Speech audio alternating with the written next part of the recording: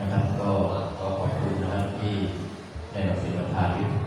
ในพิธีผู้บูชาและผู้มาทำก็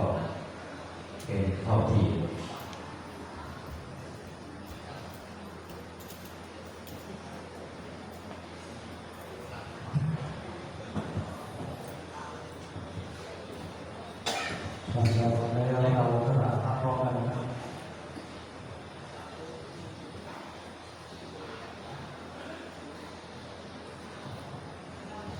ตั้งใจบูชาพระรัตนตรัยอิมินาสการะนะพุทธังปูเชมะอิมินาสการะนะธัมมังปูเชมะ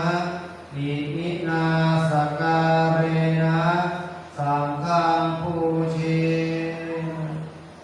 อะระหังสัมมาสัมพุทโธภควาพุทธังภควันตังอภิวาเทมิสวากขาโตภควตาธัมโมธัมมังนัมสสามิสุปฏิปันโนภควโตสาวกสังโฆสังฆังนามามิตั้งใจสมาทานศีลห้ามัจยังพันเตวิสุงวิสุงรักขณทายะติสระเนนะสังฆาปัญจศีลานิยาจามะทุติยมปิมัจยังพันเตวิสุงวิสุงรักขณทายะติสระเนนะสังฆาปัญจศีลานิยาจามะติยมปิมัจยังพันเตวิสุงวิสุงรักขณทายะติสระเนนะสังฆาปัญจศีลานิยาจามะ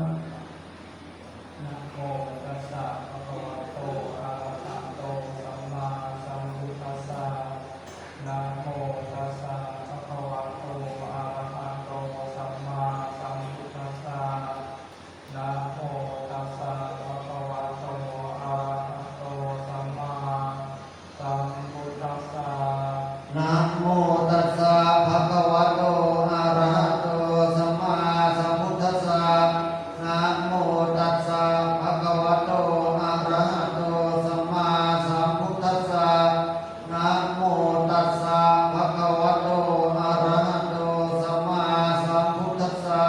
พุทธังสรณังคัจฉามิพุทธังสรณังคัจฉามิธัมมังสรณังคัจฉามิธัมมังสรณังคัจฉามิสังฆังสรณังคัจฉามิสังฆังสรณังคัจฉามิทุติยัมปิพุทธังสรณังคัจฉามิทุติยัมปิพุทธังสรณังคัจฉามิทุติยัมปิธัมมังสรณังคัจฉามิทุติยัมปิธัมมังสรณังคัจฉามิทุติยัมปิสังฆังสรณังคัจฉามิทุติยัมปิสังฆังสรณังคัจฉามิตติยัมปิพุทธังสรณังคัจฉามิตติยัมปิพุทธังสรณังคัจฉามิตติยัมปิธัมมังสรณังคัจฉามิ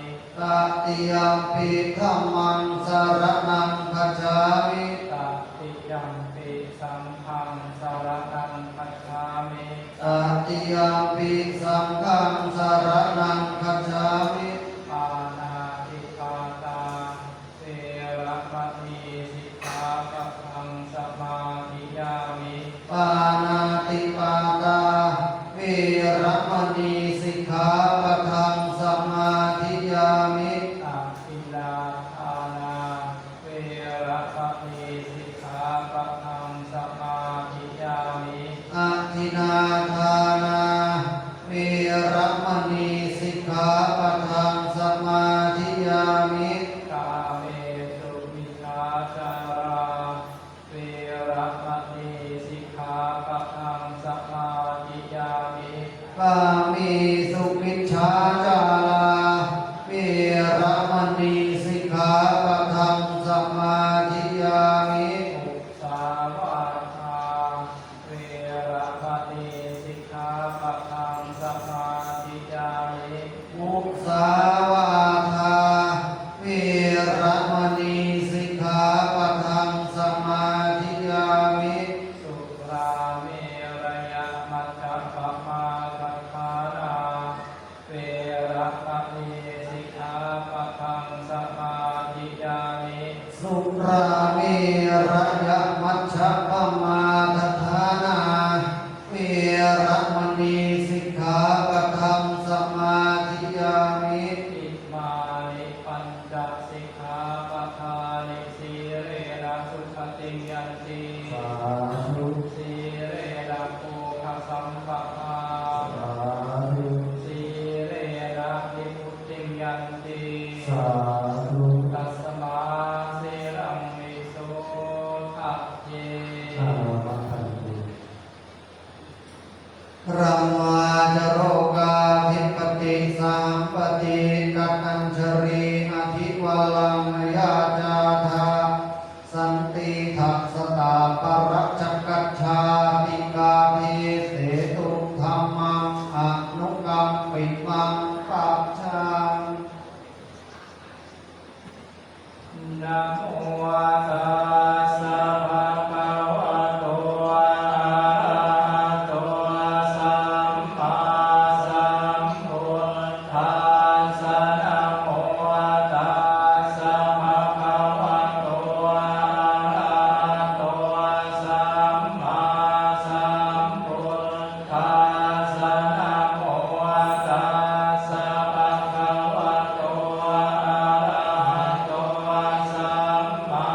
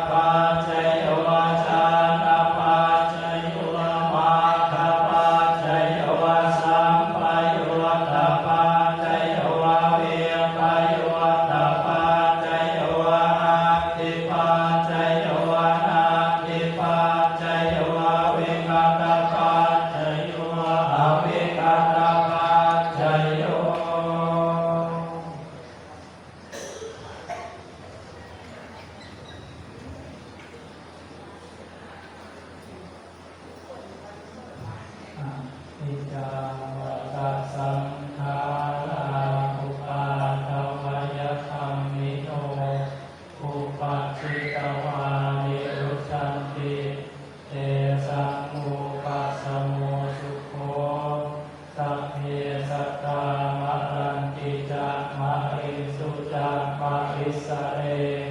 กะเทวานังอริสามินัตถิเวเอกสังสยโยเชิญนะครับเจ้าบ่าว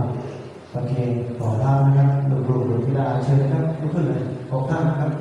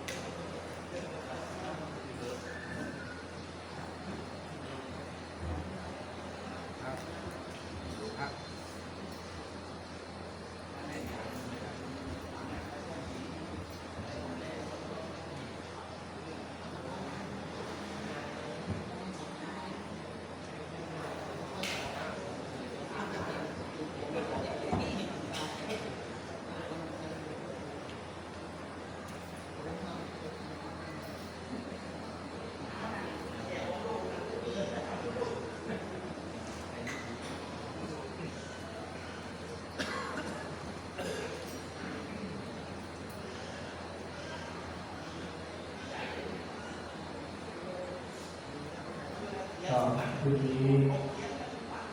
คงเป็นคืนสุดท้ายที่ลูกหลานที่ญาติสนิทมิตรสหายที่พี่น้อง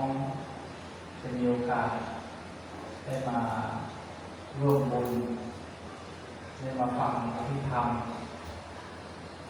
พรุ่งนี้ก็คงจะเหลือเพียงชื่อร่างจะถูกเผาให้กลับไปสู่ความเป็นเผ่าเป็นพานลูกหลานก็คงจะเหลือแต่ความทรงจำมีคำพูดที่อยากให้โยมได้จำเอาไว้ บอกว่าการที่เราจะเกิดมานั้นเป็นเรื่องยากซึ่งหลายๆคนก็คงจะเข้าใจยิ่งตอนนี้ยิ่งยากใจเพราะว่าค่าใช้จ่ายในการที่จะให้คนเกิดแต่ละครั้งก็เยอะแยะมากมายหลายคนเลี่ยงที่จะมีลูกเยอะเต็มที่ก็ไม่เกิน2 คนเพราะนั้นการเกิดเป็นเรื่องยากก็บอกว่าเมื่อการเกิดเป็นเรื่องยากแล้วการที่จะประคองตัวเองให้มีอายุยืนยาวนี่เป็นเรื่องยากใจ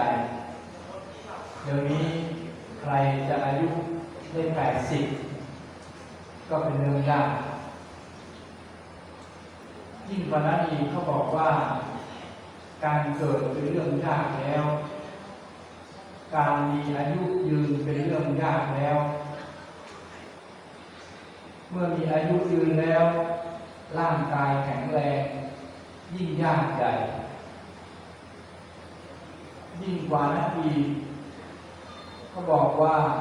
การเกิดเป็นเรื่องยากการมีอายุยืนเป็นเรื่องยากการมีอายุยืนแล้วจะแข็งแรงก็เป็นเรื่องยากแล้วมีอายุยืนแล้วมีโอกาสได้สร้างบุญสร้างกุศลก็ยิ่งเป็นเรื่องยากใหญ่เพราะบางคนพออายุเยอะแล้วไปไหนไม่ค่อยไหวก็อยู่แต่บ้านไม่มีโอกาสได้ทำบุญไม่มีโอกาสได้สร้างบุญหรือแม้แต่เขาบอกว่าการเกิดเป็นเรื่องยากการมีอายุยืนก็เป็นเรื่องยากมีอายุยืนแล้ว สุขภาพดีก็เป็นเรื่องยากสุขภาพดีแล้วมีโอกาสได้ทำบุญก็เป็นเรื่องยากและสุดท้ายเมื่อมีโอกาสทำบุญแล้วจะเป็นที่เคารพของสังคมเป็นที่กราบไหว้เป็นที่ชื่นชมของสังคมยิ่งเป็นเรื่องยากใหญ่เพราะนั้นโอกาสเหล่านี้มันเกิดกับขึ้นกับเรากับครอบครัวของเราไม่กี่คนที่จะมีโอกาสอายุยืนมีโอกาสสุขภาพแข็งแรงมีโอกาสให้ลูกหลานพามาทำบุญมีโอกาสให้ลูกหลานเคารพกราบไหว้ยากที่สุดเมื่อมีโอกาสก็บอกว่าความสำเร็จถ้าไม่ไขว่คว้าแม้อยู่แค่เอื้อมก็ไปไม่ถึงบุญกุศลแม้จะมีมากมายแต่ถ้าเกิดไม่ขวนขวายก็ยากที่จะพบเจอฉะนั้นญาติโยมที่มีโอกาสมาร่วมบุญมาฟังธรรมหรือแม้แต่วันนี้คือสุดท้ายมีลูกหลานมาลำส่งเพื่อที่จะให้เกิดความลื่นเริงเกิดความเบิกบานของลูกหลานว่าวันนี้เป็นวันสุดท้ายที่จะทำสิ่งดีๆให้กับปู่ย่าตายายทำสิ่งดีๆให้กับผู้ที่ร่วงลับวันนี้อาตมาภาพก็เลยอยากจะร่วมส่งบุญให้กับแม่บุญเรือนด้วยใครที่ยังไม่ทราบข่าวในเรื่องของวัดคลองขุดว่าจะทำการปิดทองฉลองครบรอบ315 ปีของวัดซึ่งเราจะเปิดเป็นผ้าป่า315 กองเท่ากับอายุของวัดกองละ999 บาทหรือตามกำลังที่ญาติโยมพอไหว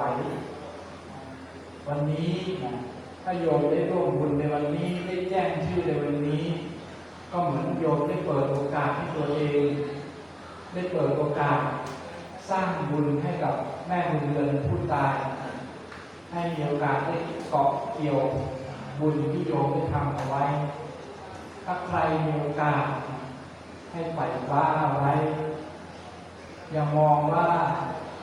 เรามีชีวิตอีกยาวนานอย่ามองว่าเดี๋ยวพรุ่งนี้เดี๋ยวงานหน้าค่อยทำก็ได้ให้แจ้งชื่อไว้ก่อนวันนี้อาจจะยังไม่มีเงินในการที่จะมาทำแต่เมื่อถึงวันแล้วถ้าโยมตั้งอกตั้งใจแล้วอาตมาคิดว่าโยมก็ทำได้แล้วก็ทำสำเร็จด้วยก็เป็นการเฉลิมฉลอง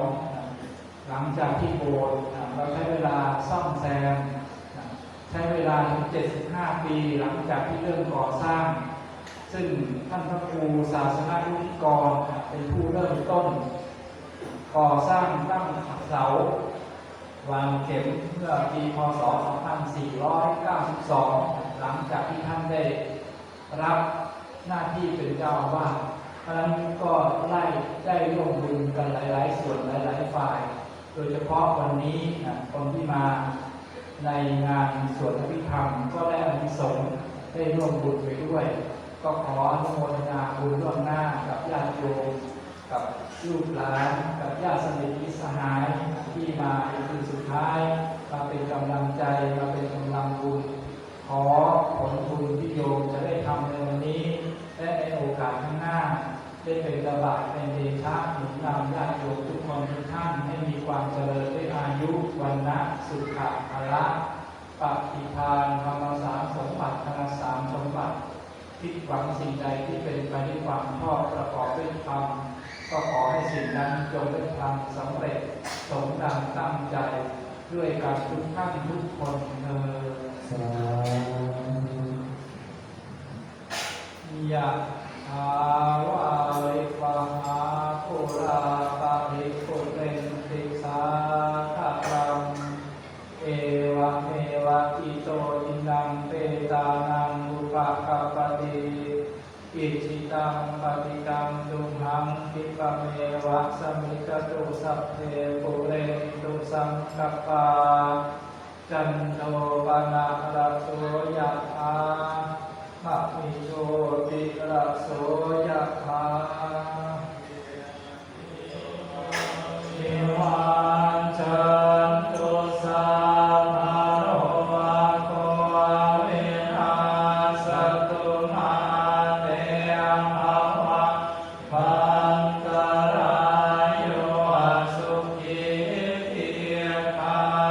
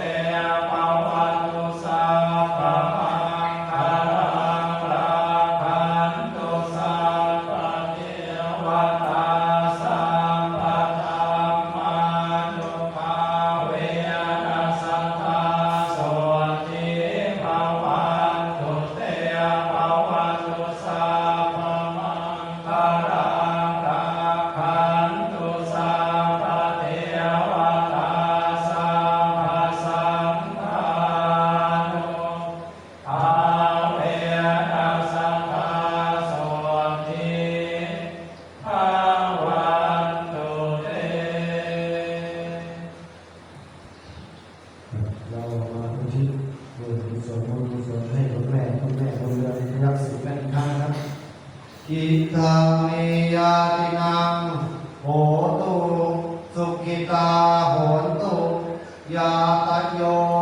ขอบุญนี้จงสำเร็จแก่ญาติทั้งหลายของข้าพเจ้าขอให้ญาติทั้งหลายของข้าพเจ้าซึ่งมีคุณแม่บุญเรือนพยัคฆ์สิงห์จงเป็นสุขเถิดเราทำพร้อมกันนะอะระหังสัมมาสัมพุทโธภควาพุทธังภควันตังอภิวาเทมิสวากขาโตภควตาธัมโมธัมมังนัมมัสสามิสุปฏิปันโนภควโตสาวกสังโฆสังฆังนา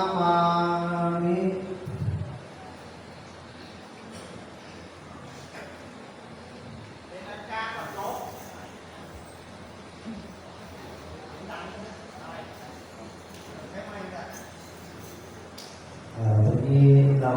จะทำบุญอุทิศช่วงเช้านะครับประมาณ7 โมงตรงนะครับลูกๆหลานๆก็ขอให้มาตรงเวลาเลยนะครับทำบุญอุทิศอันนี้ก็ทำบุญอุทิศให้คนตายนะครับ แล้วก็เชิญรับประทานเช้าเสร็จก็ประมาณ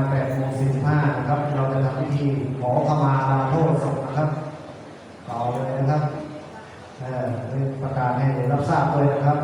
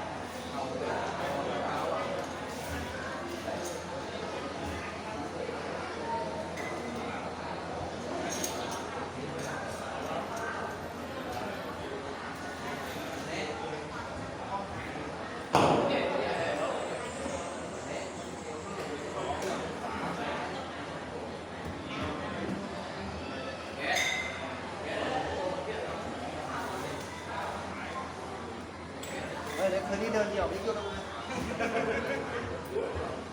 เดินเดี่ยวไปแล้วเขาครับเดินไปทีของข้ามเราไปดู